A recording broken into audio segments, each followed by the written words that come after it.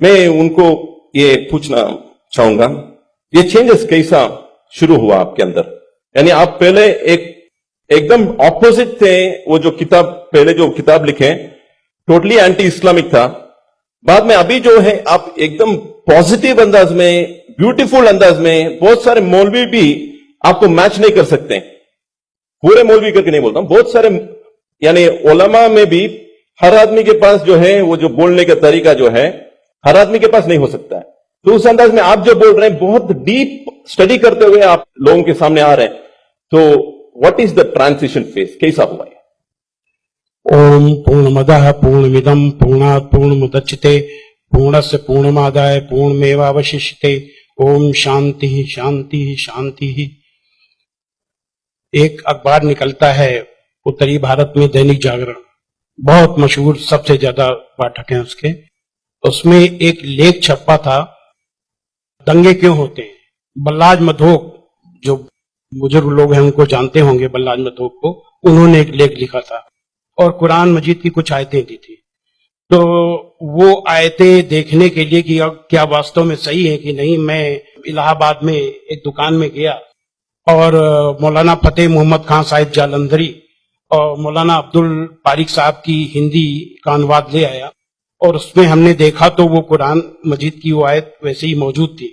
तो मुझे लगा कि ये बात सही है और मैंने किताब लिखी, इस्लामिक आतंकवाद का इतिहास। बाला साहब ठाकरे को बहुत पसंद आई, उन्होंने उसका अंग्रेजी ट्रांसलेशन कराया, the history of Islamic terrorism के नाम से। बाद में एक सज्जन ने, अब मैं वहां आ रहा हूं कि मेरा सोच कैसे बदला। मुंबई के एक व्यापारी ने मुझसे कहा कि स्वामी जी आप जो काम कर रहे हो उसमें फंड की जरूरत है, फंड आपको नहीं मिल रहे, आप ऐसा करिए किताब इस्लाम पर लिखिए अमेरिका के लिए, कि वास्तव में इस्लाम से अमेरिका को खतरा है, तो आपको अच्छा खासा आपको वहां से रॉयल्टी मिलेगी, आपके सारे काम चल जाएंगे। लेकिन वो बड़ी किताब होनी चाहिए। उसको लिखने के लिए मैंने हजरत मोहम्मद सल्लल्लाहु अलैहि वसल्लम की जीवनी पढ़ी। जब जीवनी पढ़ी तो जो कुरान मजीद की आयतों को मैंने आतंकवाद से जोड़ा था कि इन आयतों की वजह से आतंकवादी बनते हैं, लेकिन जीवनी पढ़ने के बाद मुझे लगा कि ये आयतें आतंकवाद को रोकने के लिए हैं, आतंकवादियों को, सुभान अल्लाह, क्योंकि उनमें जो युद्ध का आदेश था वो आतंकवाद और आतंकवादियों के विरुद्ध था। तो मुझे लगा कि मुझसे बहुत बड़ी गलती हो गई, एक धर्माचार्य से ऐसी गलती नहीं होनी चाहिए। और वो गलती क्यों हुई? वो गलती का जिम्मेदार मैं नहीं था, उस गलती का जिम्मेदार अनुवाद करने वाला था, जिसने ये नहीं बताया कि आयत का मतलब कैसे समझें। किसी भी, हम यहाँ जो गैर मुस्लिम भाई होंगे उनको मैं बताऊं कि आयत का मतलब समझने के लिए जरूरी है कि आयत क्यों और किन परिस्थितियों में आई। ये जब जानेंगे तभी सही अर्थ मालूम होगा।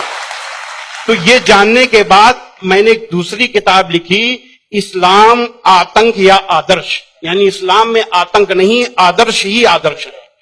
और इसका हम दूसरा उदाहरण और हम दे रहे हैं क्योंकि हमने एक दूसरी किताब भी लिखी है। एक बार मैं जा रहा था, अभी थोड़े दिन की बात है, तो एक सज्जन से मेरी बातचीत होने लगी। मैंने कहा इस्लाम में आतंकवाद है ही नहीं। तो उन्होंने क्या किया, अपने मोबाइल में दिखाया एक इंटरनेट से कि आज से 100 साल पहले ब्रिटिश पार्लियामेंट में एक भूतपूर्व जो प्रधानमंत्री विलियम ग्लैडस्टोन थे, उन्होंने कुरान मजीद को लहराते हुए उसके बारे में कुछ नेगेटिव चीजें कही थी। तो मुझे बिल्कुल अपनी बात याद आ गई कि जैसे मैंने गलत समझा वैसे विलियम ग्लैडस्टोन ने भी गलत समझा, और उसके जिम्मेदार वो नहीं, अनुवाद करने वाले थे, क्योंकि उन्होंने सही अनुवाद उसको सही ढंग से एक्सप्लेन क्यों नहीं किया। तो मुझे लगा कि अब इस पर भी एक किताब लिखने की जरूरत है।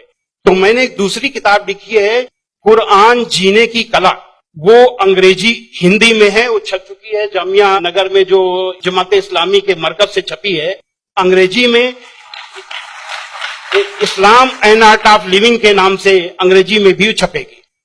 अब इन सारी चीजों जो मैंने इस्लाम को देखा, कुरान को देखा, उसके हिसाब से मैं एक छोटे से निष्कर्ष पे पहुंचा कि इंसान में इंसानियत लाने के तरीके का नाम इस्लाम है। और ये जुमला नहीं है, ये जुमलेबाजी नहीं है कि मैं अपने तरफ से मैंने कोई एक मुहावरा कह दिया, एक जुमला फेंक दिया। ये बात दलील के साथ मैं बताऊंगा, और मैंने दलील के साथ देखा है। ये इंसानियत के दुश्मन है, काम, क्रोध, मद, लोभ, मोह, ये दुश्मन है। और कुरान मजीद में इन सब के लिए बहुत ही बड़ी बुराई बताया गया है और रोक लगाई गई है। पहले एक चीज हम काम को ले लेते हैं। काम यानी कि किसी भी महिला को, किसी भी औरत को अपनी बीवी को छोड़ करके, और दुनिया की जितनी महिलाएं हैं उनको अपनी मां, बहन, बेटी समझना, ये कुरान में बहुत ही सख्ती से पालन करने के लिए कहा गया है। अभी तक आप लोगों ने देखा होगा कि जो गैर मुस्लिम भाई हो सुने कि किसी भी मर्द को देख करके औरत को अपनी निगाहें नीची कर लेना चाहिए, लेकिन कुरान का क्या हुक्म है?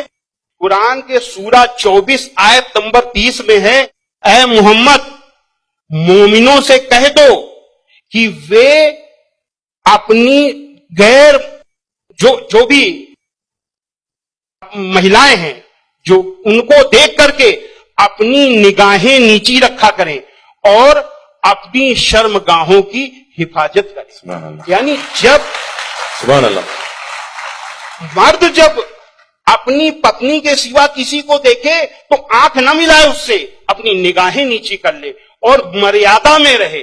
ये पुरुष के लिए ये बनाया गया नियम, और यही नियम औरत के लिए भी, दोनों के लिए वही नियम बनाए गए।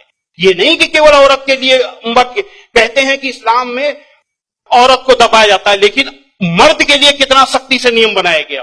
तो ये काम के लिए कितनी सख्ती की गई। क्रोध, गुस्सा के लिए सबसे पहले गुस्सा का तरीका इस्लाम में इतना आसान बताया गया कि देख करके मैं सबसे ज्यादा प्रभावित हुआ। कहा जाता है अगर गुस्सा अगर किसी का रुक जाए तो वो पूरा संत बन गया, साधु बन गया।